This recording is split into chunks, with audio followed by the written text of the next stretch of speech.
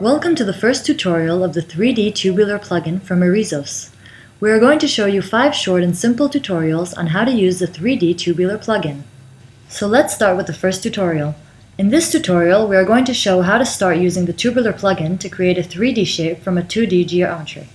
First, we find the Tubular plugin from the Geometry plugins and drag the plugin to the tree. We can then choose any 2D shape.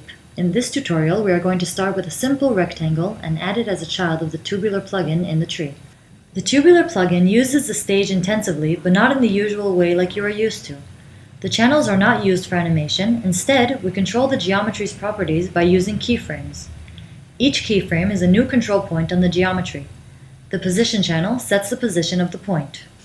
So now let's add new keyframes.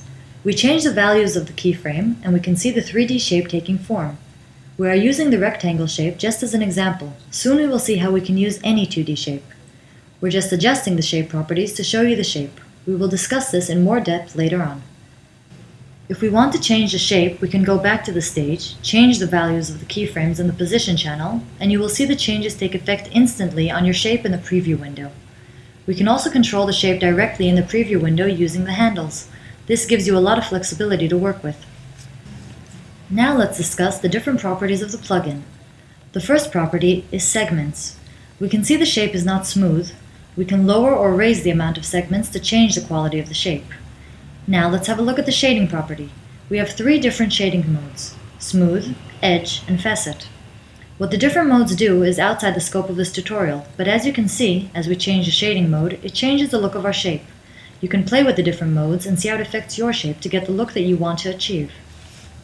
As you can see, we still have the option of changing all the properties of the 2D shape we chose.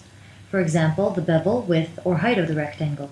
Changing each property of the shape will have an effect on the geometry.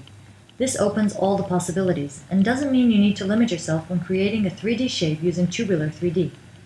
We can also change the 2D shape at any point. For example, let's change the rectangle shape we were using up to now with a ring shape. Just like the rectangle, we have access to the shape's properties. We can also change the shape by dragging the handles. With the ring shape, we can use the inner radius property to create a custom shape with a hole. This can be used to create pipes, tunnels, or whatever. The angle property allows us to really make cool shapes. Just think about the possibilities to create new shapes for Virtual Studio sets. That's all for this lesson. In the next lesson, we will see how we can use the plugin modifiers to change the appearance of the shape and a whole lot more. It really is worth checking out.